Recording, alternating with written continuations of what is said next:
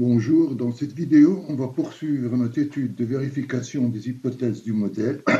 Je rappelle que dans le cas des vidéos précédentes, les deux dernières, on a vu comment déceler ou bien comment voir si l'hypothèse de linéarité est vérifiée, c'est-à-dire l'espérance de l'erreur est nulle. Également, l'hypothèse d'homoscédasticité, c'est-à-dire la variance de l'erreur est constante, quelle que soit l'observation.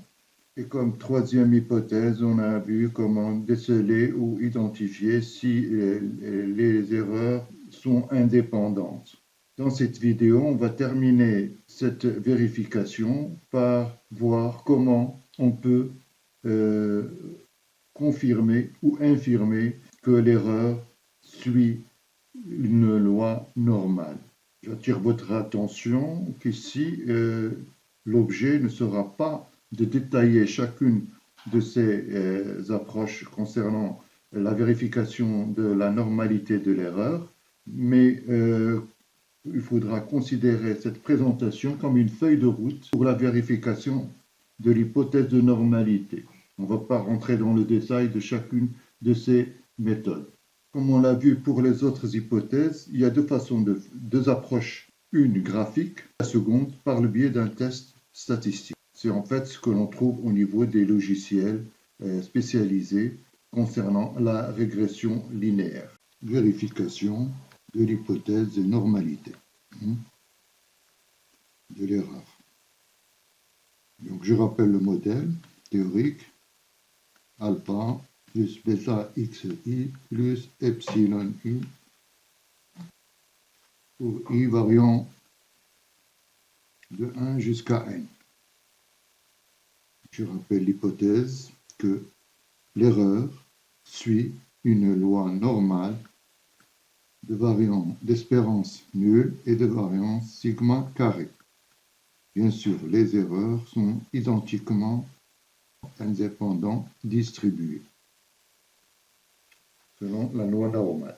C'est cette hypothèse qu'on va essayer de vérifier. Donc, il y a deux approches, comme je l'ai dit. Une graphique et la seconde par le biais de tests statistiques. Je rappelle que, l'erreur étant non observable, on l'approche par le résidu. Donc, l'erreur, je ne fais que rappeler ici certains résultats qu'on a vus au niveau de vidéos précédentes. Donc, l'erreur epsilon i est estimée, ce qu'on appelle le résidu, qu'on note EI, et qui est égal en fait à l'observation moins la valeur estimée de cette observation. Donc, quand on va essayer de voir la normalité de l'erreur, on va utiliser les observations concernant les résultats concernant les résidus qu'on a obtenus au niveau de la régression linéaire. Donc, première qui vient à l'esprit pour voir si les résidus sont distribués normalement par le biais d'un histogramme. On compare la distribution des résidus par le biais d'un histogramme à celle d'une loi normale. Donc, schématiquement, on peut voir un peu, on construit le graphique des résidus et on voit s'il y a une loi normale. Grosso modo, schématiquement, par exemple ici, on peut déduire que plus ou moins cette distribution des résidus, ici c'est les résidus, ici c'est les résidus, ici c'est les fréquences de ces résidus, donc on peut dire que c'est bon, c'est OK. EI suit une loi normale. Par contre, si notre graphique nous donne cette forme, pour ce cas, non, EI ne suit pas une loi normale et donc l'erreur, on peut rejeter l'hypothèse de la normalité. Mais là encore, j'attire votre attention, c'est que les graphiques ne sont significatifs que pour des échantillons très élevés, c'est-à-dire quand on parle d'une taille d'échantillon qui est supérieure à la centaine. Là, on peut dire que les graphiques sont assez significatifs, nous renseigner si effectivement on peut dire que la distribution suit une loi normale ou pas. Si on a un échantillon, par exemple d'une dizaine ou vingtaine d'observations, les graphiques ne sont pas significatifs, décidés ou non de la normalité de l'erreur. Donc, on peut dire qu'une distribution dite normale ou bien qui suit une loi normale se caractérise par 3 points essentiels. D'abord, que les 3 indicateurs de la tendance centrale sont égaux, à savoir le mode égale médiane égale moyenne. De même, il est caractérisé, la courbe de cette distribution qui suit une loi normale, par une symétrie parfaite par rapport au mode, à la médiane et à la moyenne. Et troisième point, que les observations, ici c'est les écarts, les EI, sont ramassés ou concentrés en majorité autour du centre. Quand je dis le centre, c'est le mode, la médiane et la moyenne. Pour apprécier cette symétrie, on utilise le plus souvent un coefficient, dit coefficient d'asymétrie. Coefficient d'asymétrie, qu'on appelle également coefficient de dissymétrie. Plusieurs formules de ce coefficient sont disponibles, sont utilisées. On citera le coefficient de Fischer, qui est égal au moment d'ordre 3 sur S3, c'est-à-dire l'estimateur de l'écart type, S, pour l'échantillon. Donc U3, je rappelle que c'est le moment d'ordre 3 pour EI moins E bar à la puissance 3 pour I variant de 1 jusqu'à N. Je note EI parce que, bon, on a affaire ici au résidu. S'il s'agit d'un échantillon quelconque d'une variable aléatoire x, bien sûr, c'est xi moins x bar. Et S, c'est l'écart type estimé des résidus. Ou bien, également, on peut utiliser le coefficient dit de Pearson, qui est égal à 3 fois la moyenne moins la médiane sur l'écart type. Et de calcul de ces coefficients, on déduit les 3 situations suivantes. Première situation où le cas de notre distribution empirique suit parfaitement une loi normale, c'est-à-dire où le mode, la médiane et la moyenne sont égaux, et donc on aura un coefficient d'asymétrie, qu'il soit de Pearson ou de Fischer, nul. Deuxième cas, où le mode est supérieur à la médiane, qui est, elle, supérieure à la moyenne, on aura un coefficient négatif, et où l'asymétrie est dite à droite. C'est-à-dire que la majorité des observations en effectif se concentrent plutôt à droite. Troisième situation où le coefficient d'asymétrie est positif, où l'asymétrie est dite à gauche, c'est-à-dire que la courbe s'étale beaucoup plus à droite. Et les observations, les résidus se situent plutôt en majorité à gauche. Voilà un peu ce que l'on peut dire sur la comparaison de l'utilisation d'un histogramme pour visualiser si notre distribution empirique suit une loi normale. Je rappelle également l'intérêt de la taille de l'échantillon dans ce cas, c'est que pour que ces graphiques, qu'ils soient histogrammes ou les autres graphiques qu'on va voir après, pour qu'ils soient significatifs, c'est-à-dire pour qu'on puisse émettre une décision concernant si la distribution est normale ou pas, il faut que la taille de l'échantillon soit élevée. Si on a affaire à des échantillons d'une dizaine ou vingtaine d'observations, on ne peut pas conclure par le biais de graphiques si notre distribution suit la loi normale ou pas. Je rappelle également que les coefficients sont calculés par la plupart des logiciels Deuxième graphique qu'on peut utiliser pour visualiser et pour vérifier si notre distribution empirique suit une loi normale, c'est le graphique dit quantile ou bien en anglais QQ-plot. Donc second graphique utilisé dans ce cadre, c'est le graphique quantile qu'on appelle également en anglais le QQ-plot. Je rappelle ici qu'on ne va pas détailler la construction de ce graphique.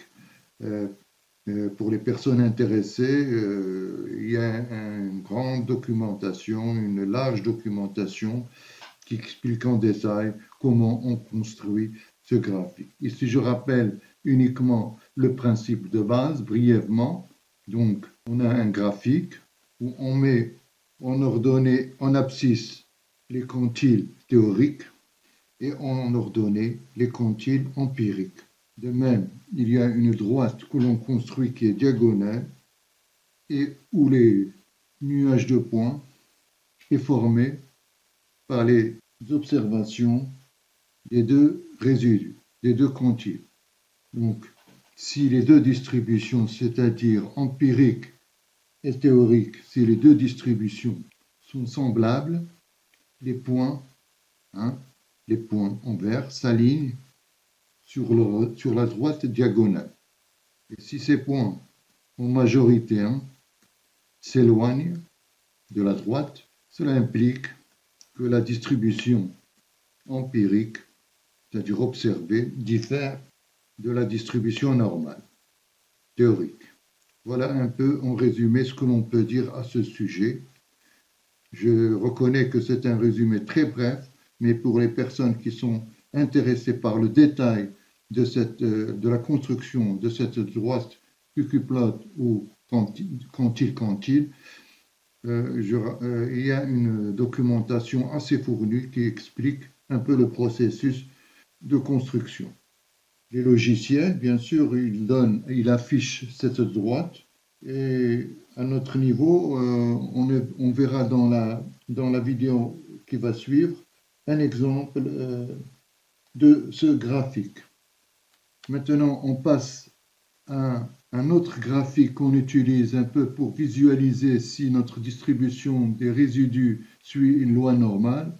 C'est le graphique dit boîte à moustache, qu'on a déjà réalisé une vidéo à ce sujet au niveau du chapitre statistiques descriptives. On explique en détail la construction de cette boîte à moustache. Dans ce cadre, on va se limiter à son utilisation pour comparer si une distribution empirique, c'est-à-dire la distribution observée des résidus, suit une loi normale. Donc, on commence déjà par présenter un peu une boîte à moustache, disons, parfaite concernant le cas d'une distribution normale. Comment elle se présente? On va mettre les moustaches. D'accord. La boîte, l'autre moustache, et en rouge, la médiane. Donc voilà un peu comment se présente. Ça, c'est le cas d'une boîte, d'une distribution, disons, qui suit une loi normale. Ici, on a la médiane. Ça, c'est la médiane. Et on sait que la boîte, au niveau du moustache, c'est 50%. Elle représente 50%. Ici, la moustache, la première moustache, c'est 25% et la seconde, 25%. D'accord? Alors, si on essaie de construire une boîte à moustache des résidus, et qu'est-ce qu'on obtient? Par exemple, le cas où notre distribution ne suit pas une loi normale. Par exemple, on a, par exemple, une première moustache qui est très petite, la boîte est 50%, et puis donc, ça c'est 25%. La médiane, elle se situe ici, par exemple, et ça, c'est les 25%. D'accord? On voit un peu comment se présente une boîte à moustache déséquilibrée, où la distribution des résidus n'est pas normale, comparée bien sûr à une situation où la distribution doit être normale. Les logiciels mettent à disposition l'utilisation de cette boîte à moustaches si on veut vérifier si notre distribution des résidus suit une loi normale. Donc, je rappelle encore une fois que ces graphiques ne sont significatifs que si la taille d'échantillon est très élevée. Maintenant, on passe à la seconde approche concernant la vérification de l'hypothèse de normalité des résidus, à savoir l'approche test statistique. Parfois, même avec des graphiques, on n'arrive pas à conclure ou à décider si vraiment notre distribution des résidus suit une loi normale ou pas, parce que la taille de l'échantillon, comme je l'ai dit il y a un instant, elle est très petite, ne nous permet pas de conclure. C'est pour ça qu'on recourt le plus souvent à des tests statistiques pour confirmer ou infirmer la normalité de l'erreur. Il existe une panoplie de tests offerts par les logiciels, mais le test le plus utilisé, c'est le test dit de Shapiro-Wilk et qui s'adapte très très bien aux échantillons de faible taille, de petite taille. Test de Shapiro-Wilk, comme d'habitude, on pose l'hypothèse nulle et l'hypothèse alternative. L'hypothèse nulle, c'est que notre erreur suit une loi normale. Par contre, l'hypothèse alternative, c'est que notre erreur ne suit pas une loi normale. Je donne brièvement un peu le contenu de ce test. Pour les personnes intéressées, bien sûr, il y a une documentation, là aussi, qui explique en détail le processus de construction de ce test. À notre niveau, je présente surtout le principe de base de ce test. Donc, ce test, il repose en fait sur deux quantités ou sur deux indicateurs. Le premier, qu'on note W en référence à Shapiro-Wilk, observé, qui est calculé, c'est un nombre calculé à partir des résidus observés, déduits de notre analyse de régression. Et le deuxième indicateur, c'est W, mais théorique, lui, qui est issu, c'est un nombre issu de la table qui existe, dite de Shapiro-Wilk, en précisant bien sûr la taille de l'échantillon, qui est n, et le risque de première espèce, d'erreur de première espèce, alpha. Et on compare ces deux quantités. Si, par exemple, le rapport observé est supérieur au rapport issu de la table théorique, alors on accepte l'hypothèse de normalité, comme quoi epsilon suit une loi normale. Et bien sûr, dans le cas contraire, où le W observé est inférieur au W théorique, on rejettera l'hypothèse de normalité. Là aussi, les logiciels nous font ces calculs et ils nous donnent en plus, par exemple le logiciel R nous donne également la p-value donnée par les logiciels. Et si la p-value, c'est la probabilité critique, est supérieure au risque de première espèce, qui est en majorité fixé à 5%, alors on accepte l'hypothèse nulle H0. Voilà un peu ce que je peux dire à propos de la vérification de l'hypothèse de normalité. Bon, je reconnais qu'on n'a fait que survoler les critères de vérification de ces hypothèses. Au niveau d'une prochaine vidéo, on va essayer à travers un exercice d'application et par le moyen du logiciel R de voir un peu les étapes d'analyse de régression linéaire simple. Sur ce, je vous dis à la prochaine et salut!